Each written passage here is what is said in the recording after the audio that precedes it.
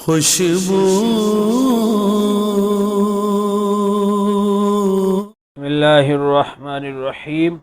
الصلاۃ والسلام علیک یا رسول اللہ وعلی آلک واصحابک یا حبیب اللہ۔ معزز ناظرین و سامعین، حضرت داتا گنج بخش علی حجویری رحمۃ اللہ علیہ بہت بڑے ولی کامل، عاشق رسول، اللہ والے بزرگ، جن کا مزار پر انوار لاہور شہر میں ہے، جسے داتا نگر کہا جاتا ہے۔ داتا گنج بخش علی حجویری رحمۃ اللہ علیہ نے بہت ہی پیاری کتاب لکھی، کشف المحجوب۔ اس کتاب کے اندر آپ شیخ ابو حفص رحمۃ اللہ علیہ کی توبہ کا واقعہ نقل فرماتے ہیں۔ داتا صاحب لکھتے ہیں کشف المحجوب میں کہ یہ توبہ سے پہلے ایک کنیز پر عاشق ہو گئے، تو بڑی کوشش کی اس کو پانے کی، لیکن جب نہ پا سکے تو انہوں نے لوگوں سے پوچھا بھئی کوئی عملیات کرنے والا بندہ، تو لوگوں نے بتایا کہ یہاں نیشا پور کے اندر ایک یہودی رہتا ہے جو جادو کے ذریعے عملیات کرتا ہے، تو اس کی عملیات بڑے اثر کرتے ہیں، تم ان کے پاس جاؤ۔ تو ابو حفص اس یہودی کے پاس چلے گئے اور اسے جا کر اپنا واقعہ سنایا۔ تو یہودی نے کہا کہ تمہارا مقصد حل ہو جائے گا، لیکن شرط یہ ہے کہ تم نے 40 دن تک نماز چھوڑ دینی ہے، نماز نہیں پڑھنی، کوئی نیکی کا کام نہیں کرنا، اللہ کا ذکر نہیں کرنا، بالکل تم نے ان چیزوں کو چھوڑ دینا ہے، پھر تمہارے اوپر میرا جادو اثر کرے گا اور تمہارا کام ہو جائے گا۔ انہوں نے شرط کو مان لیا اور نماز وغیرہ چھوڑ دی، ذکر کو چھوڑ دیا۔ 40 دن کے بعد جب اس یہودی کے پاس پہنچے تو اس نے اپنا جادو کرنا شروع کیا، عملیات، لیکن ان پہ کوئی اثر نہیں ہو رہا تھا۔ یہودی نے کہا کہ لگتا ہے تم نے کوئی شرط کی خلاف ورزی کی ہے۔ انہوں نے کہا کہ نہیں، میں نے 40 دن نہ کوئی نماز پڑھی ہے، نہ کوئی ذکر کیا ہے، نہ کوئی اور نیکی کا کام کیا ہے۔ اس نے کہا نہیں، ذرا سوچو، کچھ نہ کچھ ہوا ہے۔ تو اب اس نے کہا کہ ایک دن میں راستے میں جا رہا تھا، تو راستے میں ایک پتھر پڑا ہوا تھا، تو میں نے اس خیال سے اس کو راستے سے دور کر دیا کہ کسی کو تکلیف پہنچے کہ وہ گر پڑے گا، تو یہ کام میں نے کیا، اس کے علاوہ تو میں نے کوئی ایسا کام نہیں کیا۔ تو اب یہودی نے کہا کہ بس یہی بات ہے، دیکھو جس رب نے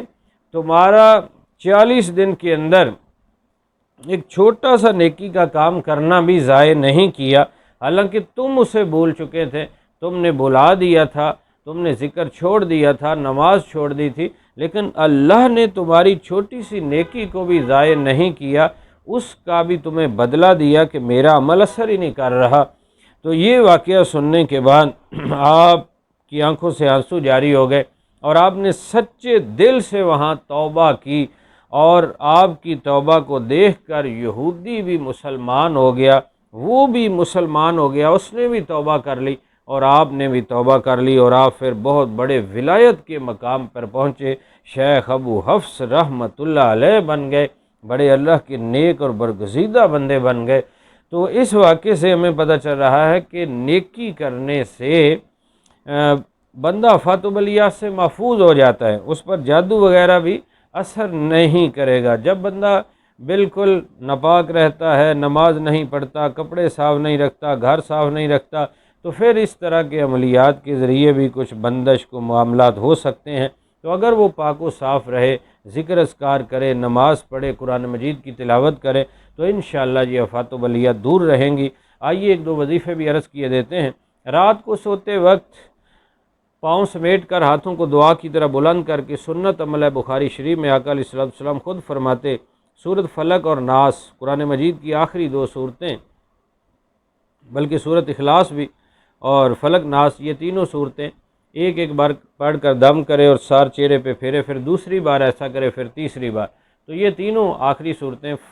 سورۃ اخلاص، فلق اور ناس، یہ 3 مرتبہ اسی طرح دعا کی طرح ہاتھ بلند کر کے اول آخر درود شریف پڑھنا ہے، پاؤں سمیٹ لینے سوتے وقت، اور ایک بار یہ تینوں صورتیں پڑھ کے دم کر کے سار چہرے پہ جہاں تک ہاتھ پہنچے، دوسری بار، تیسری بار، تو ہر قسم کی آفات و بلیات اور جادو جنات سے محفوظ رہے گا۔ دن بھر میں 7 مرتبہ یا ممیتو یا ممیتو یا ممیتو، اللہ تعالیٰ کا مبارک اسم ہے، اس کو پڑھ کر اول آخر درود شریف اپنے اوپر دم کرے، انشاءاللہ عز و جل محفوظ رہے گا۔ اللہ تبارک و تعالی ہمیں نیکی کرنے برائی سے بچنے کی توفیق نصیب فرمائے، آمین بجاہ النبی الامین صلی اللہ علیہ وسلم۔